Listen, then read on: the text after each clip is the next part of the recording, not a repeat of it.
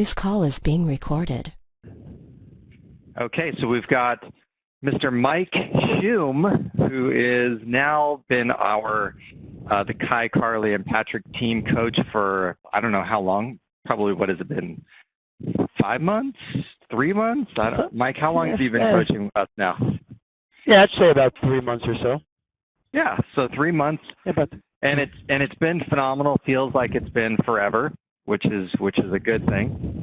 One of the things I love about Mike as a coach is he really breaks things down into super simple, actionable items, and then his ability to really logically explain whether or not it's the process or the concept, but then gives it to you in a like, here's how I did it, and here's what my other client did, and when you hear it, you're like, oh my gosh, that sounds so easy. Like, I can go do that right now. And I think that is one of the great skill sets of a good coach, which is why he has so many awesome clients who are absolutely destroying it right now. So, Mike, also you have a team and also another team. You have like maybe 2 teams. So could you just share with us a little bit of just so kind of we know who you are, where you're at, and where your business is, so that we have a little bit of background, and we can also send you any referrals if we get that opportunity. Yeah, of course. I just looked really quick because I was curious about that date, but it's been coming up between 5 and 6 months actually already, so it goes by so quickly. Exactly. So my background is about 30 years of building businesses.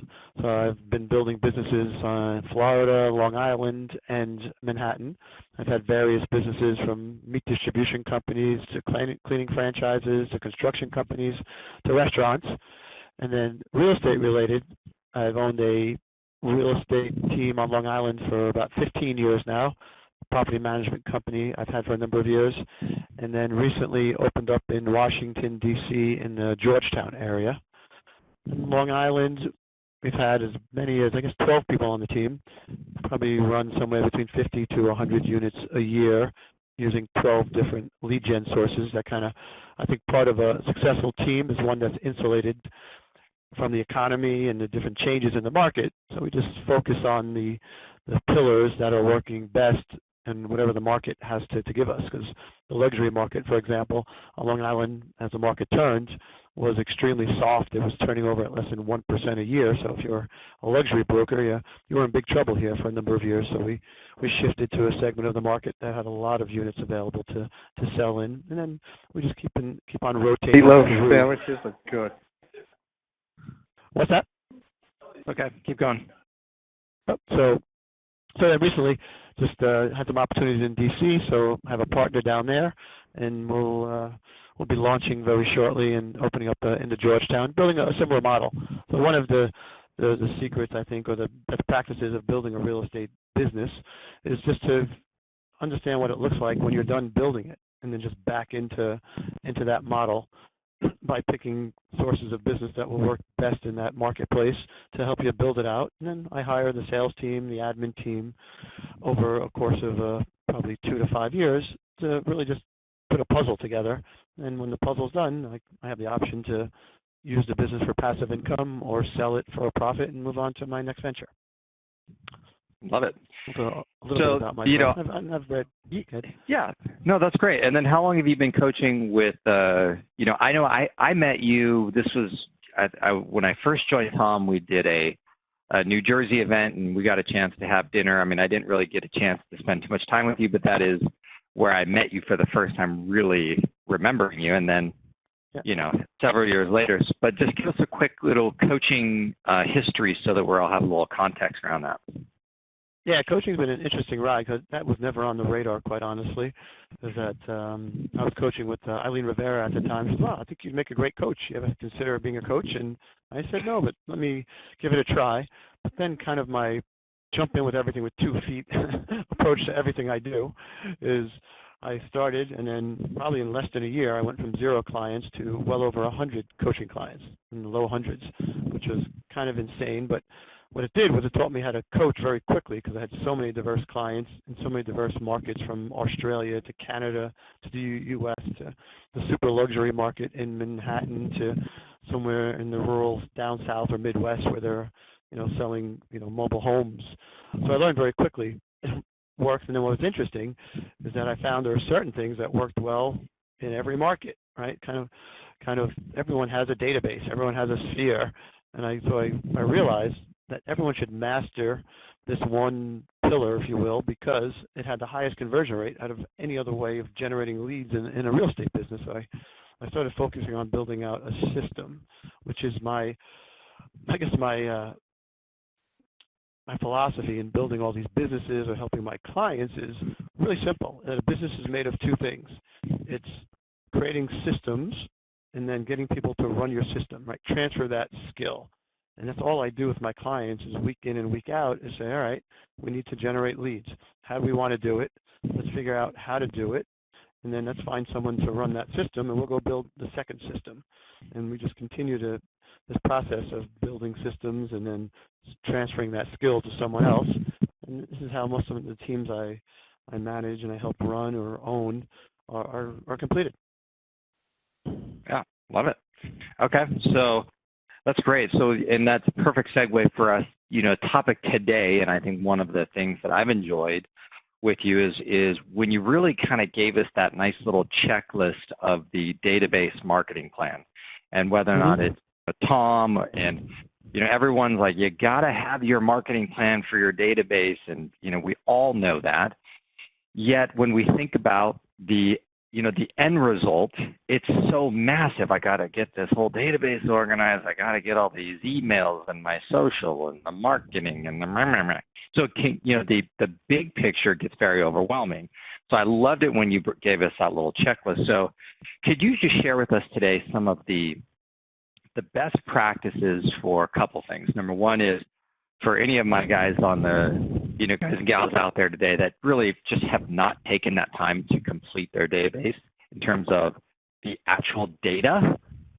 And then also for me, I was just talking to a gal today who is a new agent who I want to hire onto my team, and I want to, step number one, get her database organized. So what would you say are some of the best practices to get that done, get it into momentum so that we can start marketing to it?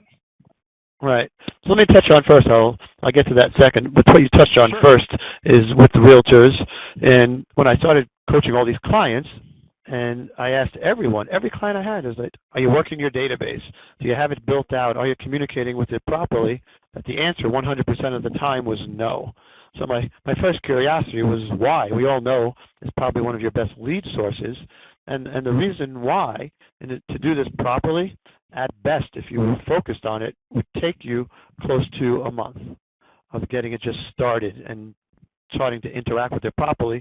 And realtors have a very short attention span. So if I gave a client an assignment, I build out your database, and they would work on it for a day or two. So what we needed to do was to chunk down the activities, like you mentioned earlier, into bite-sized pieces so that they would be able to successfully get it done and not be overwhelmed by the overall size and scope of this project to get it done.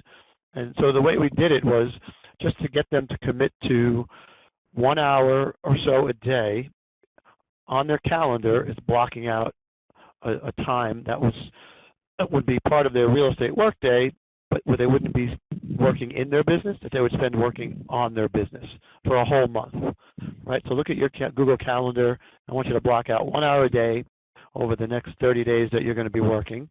And step one was really simple, was to identify 150 people that either know you, like you, and or trust you, right? People that if you stayed in front of them well enough, frequently enough, they would do business with you most likely.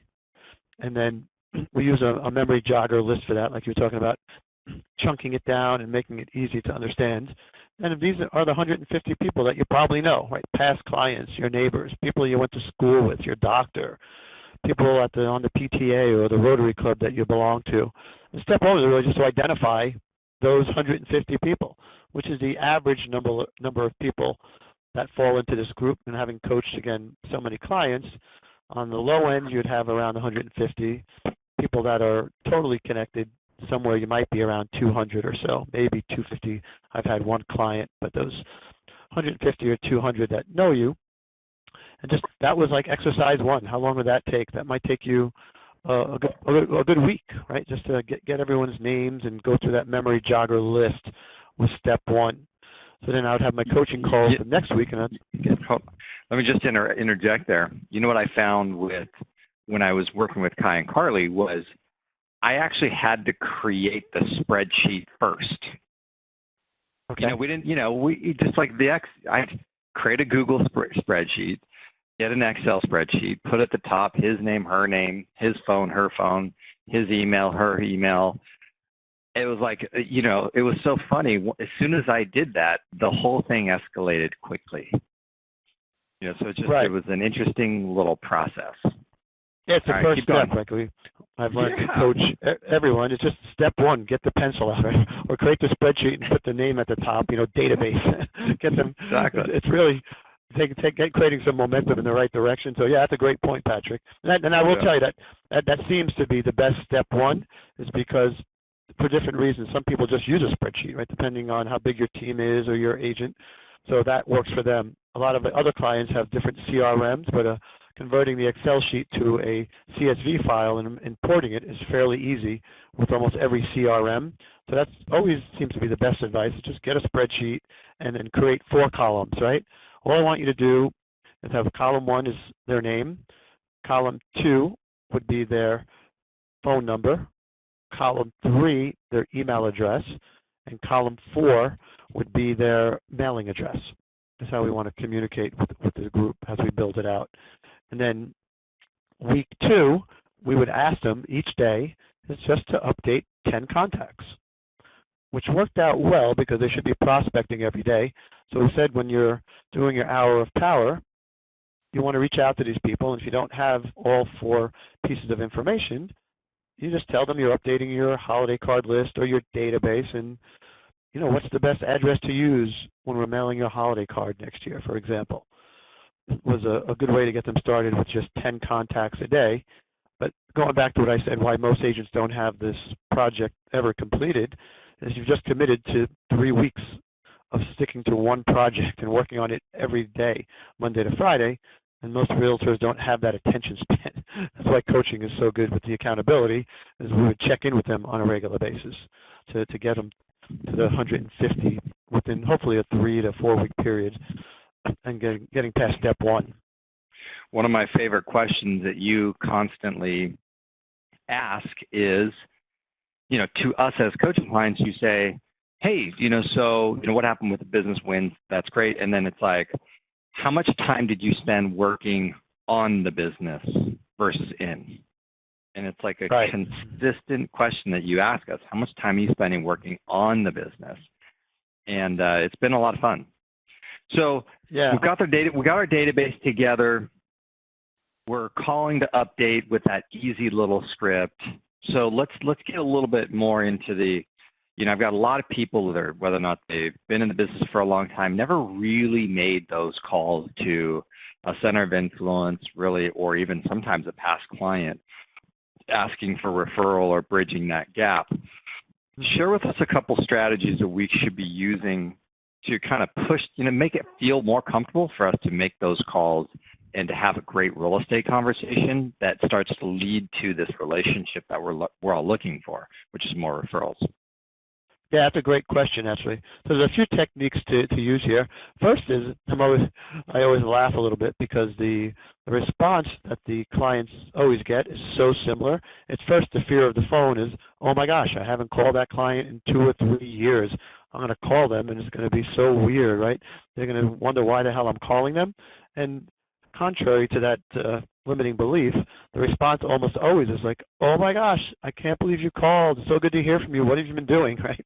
They don't realize it's been 2 or 3 years, or they're just happy to hear from you because you were a friend or you helped them, buy the home of their dreams or sell their home for them. So the first bit of advice coaching is get over that fear because it's totally false, right? These are people that know you. They don't hate you because you haven't called them in a year or 2. The second bit of advice is I would go to social media and I would find out something that you did, Patrick, and whether it was a trip with your family or you were hanging out with some other people or some event in your life, and I would call and reference that and say, hey, Patrick, I saw on Facebook that you just bought a new car, or You and the family went to Hawaii for the weekend. Oh my gosh, I was planning on going to Hawaii with my family. How was it? Anything you'd recommend? And then the third thing, if I couldn't get that type of information, I just used the Ford acronym as a backup plan. And I would ask them about their family. I would ask them about their occupation. I would ask them what they're doing for recreation, what kind of goals or dreams they had this year. And it's funny, when you ask people about themselves and you actually listen to what they're saying, they love you a lot, because most people tend to want to talk about themselves.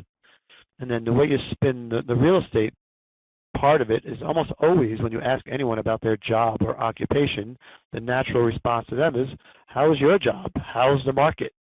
Well, that depends. Are you looking to buy, sell, rent, or invest? And now you're into an awesome real estate conversation real quickly and real easily on there.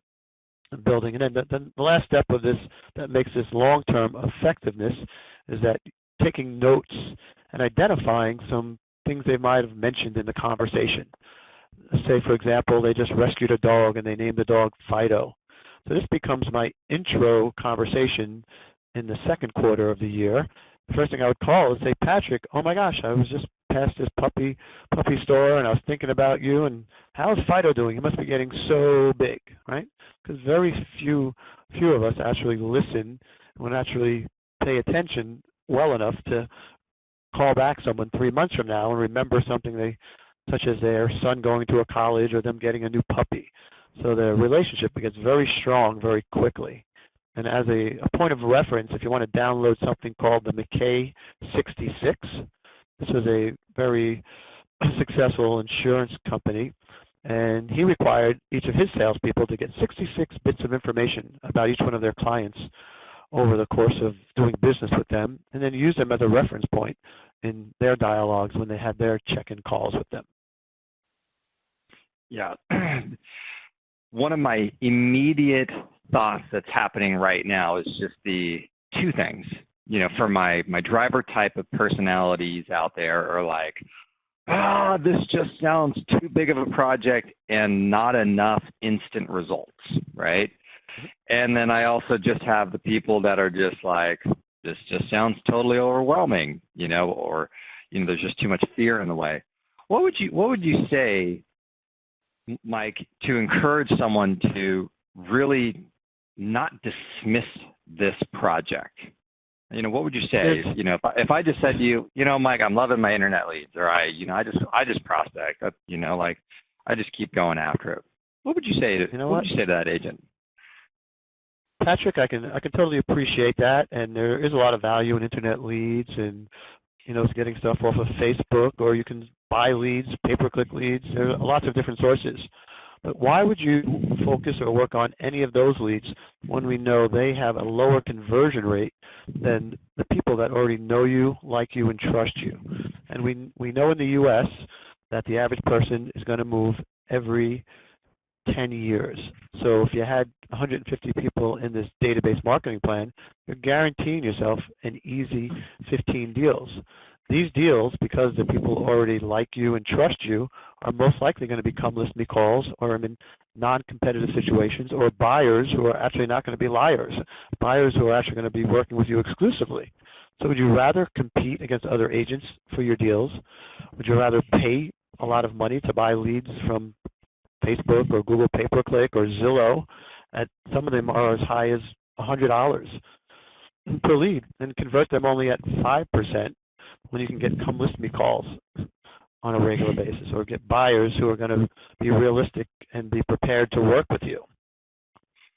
That's a good point. I like the conversion rate conversation, and I would add to that too is, you know, the survey this last year that I saw, survey of all of these top agents, it was, you know, between referrals, repeat business, and what was this? And center of influence. Between referrals, repeat, and center of influence, it represented, in this huge survey of a bunch of top agents, it represented over 65% of the income that the agents made came from those three sources. Wow. It's amazing. That's a great point. I think that's you touch on a big missed opportunity that I focus on and have my clients focus on, is the agent-to-agent referrals, right? I have all my clients as part of this database marketing plan is build out the out-of-area or surrounding agent database and stay in touch with them, right? They're dealing with people buying and selling. There's a network in Tom Ferry alone of what, I don't know how many clients we have now, 3,000 or so. Why not befriend most of them, or as many as you can at these events, put them as part of this system and have them refer you business. I've probably gotten business from agents in 5 or 10 different states already over the last 12 months. And just, again, those are come list me calls. Hey, Mike's the best agent on Long Island. You should probably work with him. And we have inbound referrals coming on a regular basis by adding these type of agents into this database marketing plan. Besides, we talked about your past clients and your people that you know locally or went to school with.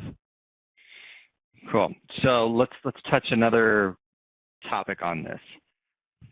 How many emails, how many mail pieces, events, social media touches? And you can do it in any order you want. Yeah. So we'll start the way we like to build out the program is that, first of all, it'll be a series of 12 emails and 12 direct mail pieces. The way to do this, again, is chunk down the activity, and we don't want to be thinking about what email or what direct mail piece to send each month. So I would task them with, hey, this week I want you to do nothing else but come up with the 12 direct mail pieces that we're going to send your database. And obviously the following week, let me know what the topic or what we're going to send on the emails. We send out the direct mail piece first, and we put ourselves on the mailing list. So when we receive that, we're going to send out the email to that group exactly 2 weeks later. So this way, we've touched them just from these two sources twice every month. So no more than 2 weeks has gone by just in these first two steps.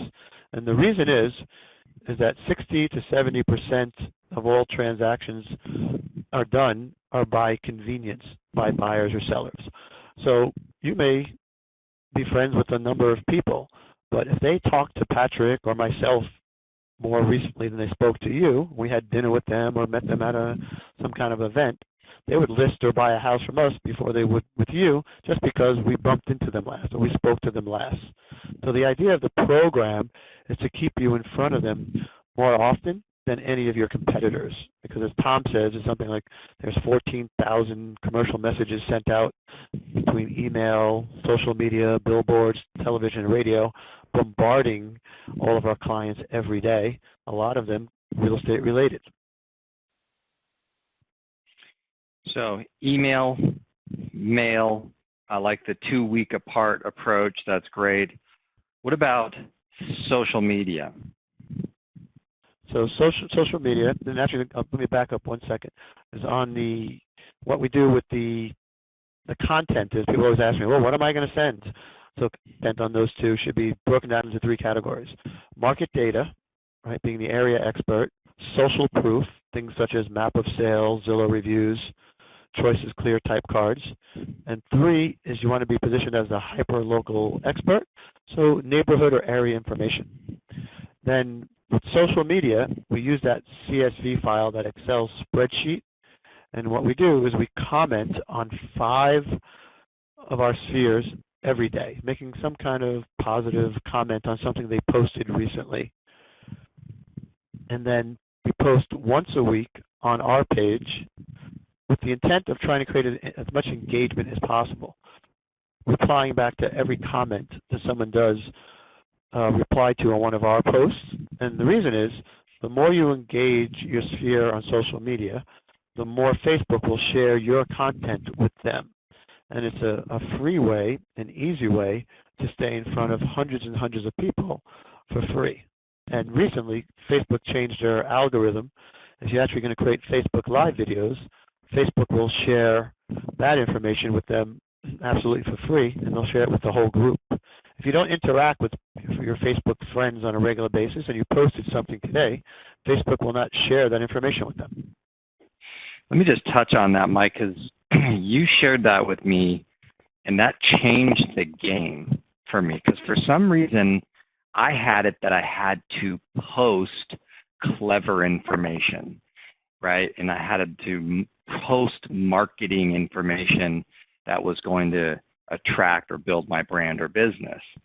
And as soon as you put it that way, I was like, this is great. All I have to do now is go in and look to see who's commented lately. And, I created a friends list with all of my center of influence, and I just now go to that list instead. And then I just go down the thing and I just comment.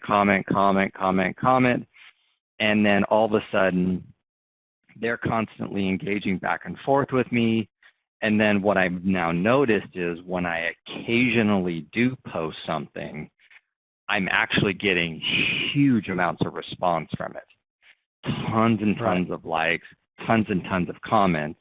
And then I'm following your advice, which is I'm replying or liking all of their comments back to me. So it's really created this big reciprocal, communication game. And, everyone says, hey, I want to build my brand, I want to build my brand. Well, I actually do get the sense that my brand has been built because I'm engaged with all of these people in a short window of time. And then, of course, my Facebook profile has the real estate sign on the back. And, once a week or once every other week, something real estate related will show up. But that post is now really spreading like wildfire because of the engagement. So that bit of advice has been amazing. Anything else that we should be paying attention to in these social channels that are like that, that's like that? Say again? Yeah, anything else to add to that? Oh, yeah. So definitely on these posts, you want to expand your reach by tagging others in there. So when you tag other people in your post, you'll be exposed to their audience. Like the example I give is that my son's relatives live in Turkey, Istanbul, Turkey. So whenever I tag him in a post of something we did together, I get all this engagement from Istanbul, people I've never met, people I've never seen, but because he's tagged in there. So use strategy to tag people when you want to get into their networks. Like if you were posting a nice luxury listing, for example, you should probably tag a number of other luxury brokers in there in a clever way, so you'll be exposed to their network besides tagging themselves. Like if you're going to list a new property, it would be a lot more effective to tag a bunch of agents, let them see it because it'll come through their news feed, versus hoping that they're going to come to your page or look on your page today and see that you have a just listed, right? So I might give you an example. I might list a beautiful home here on Long Island, and I might tag Patrick and Tim Smith and Christoph Chu and say, hey guys, wouldn't it be great to have a second home on the water in Long Island, as long as your beautiful home you have in sunny California? And I would create engagement with those three guys. They would, of course, comment back and maybe make a joke or so. But what happens, I would get their attention, I would get the attention of their audience, and I would get some interaction with them, as well as marketing a new property and reminding them that I'm a realtor and I sell luxury homes on Long Island.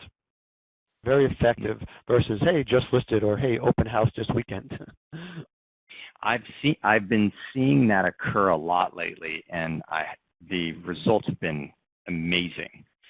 Especially, and I saw it around, and I think everybody on the group can testify to this. I saw it a lot with the social proof mapping piece, kind of their end of year report. And, a couple of great agents, they tagged, me and 50 other agents, or they actually thanked, hey, it was such a great year. Thank you so much to Mike Schumm, John Kozit, Surgic, all listing out all of their mastermind group, tagged all of the mastermind group and all these people. Next thing you know, I saw those posts just comment, just going wild with 30, 40, 50 comments, tons of interaction. All the while, that is probably just building massive engagement in front of that the posters, center of influence and past clients, and then just expanding it, because all those great agents, also all the other great agents in their networks are all seeing it. So it just, it expanded dramatically. So I'm very interested in exploring more on that strategy. So thanks for bringing that up. Any, you know, we're running up to our, 30-minute mark here, Mike. So, I want to make sure I'm, respectful of your time. So, is there any last couple little points or anything else? Well, there's a lot. What I'd recommend actually is have these guys and gals look at this information. I can actually send over. I have some of this on a sheet actually send over to you if you want to share it with them. Let them start trying it, implement it, come back with questions. I'll come back for another call because we're really probably a little, if lucky, like halfway done. I do have another probably 4, 5, 6 things I could share with them. I'd be happy to go over that stuff, but otherwise it'll become overwhelming, right? If I give them 5 or 10 more things to do. I think just getting those up to that point is a task, and I'm sure they're all busy and have tight schedules to begin with, and to start time blocking to get this built out. But if they want to create some questions and if they have any challenges putting it together, I'd be happy to answer those, and then maybe we schedule another call and we'll have part 2, because I said that's probably about half of it or so. I agree, because you've also shared some amazing dialogue conversations that and some really cool little tactics and tricks that you've shared with us too. So I want to get to those as well. All right, so I'm going to let you go. And Mike, thank you so much for your time, and the group really appreciates that. And then I will also grab the document that you sent to me, that little the database marketing plan document, and I'll make that available to everybody as well. And then, is there any awesome books that you're excited about right now, Mike, that we should be paying attention to as a group? Oh, geez, I've read 200 or 300. Give me an idea on a topic or personal development, business development. I reread a lot of great books, so it's all about implementation. I would say implementation. Go ahead. So once a year I read Think and Grow Rich by Napoleon Hill, and I make sure I'm implementing the 13 habits, right, the 13 pillars of that book. Right now I'm rereading The Miracle Morning for real estate agents and revamping my morning routine as some examples, right? Nice. I'm reading, what's another book I'm reading? I've probably got 3. I keep one on audio, right? I keep my book in my office. I keep my book, I'll go over the Millionaire Real Estate Agent book, right, from time to time, as another example. But how many are you consuming how much content are you really consuming per month? My goal is 20 pages per day, so that's 600 pages per month, which is 2 to 3 awesome books. And I got to chunk it down. What about audio? Audio is in the morning, right? I listen to a Darren Daly video or Tom Ferry show video every morning, and then whenever I have a long ride between appointments or I'm traveling somewhere, I have about 25% of my library on audio, and I'll just stream that through my iPad. Perfect. On there. Awesome. All right, Mike. Well, I'm going to let you go. Thank you so much for your time. Yeah, we'll catch up with you later, and thanks for all your help. You got it. Bye-bye. Okay. Bye-bye. Thanks, guys. Have a great one. Thank you, man.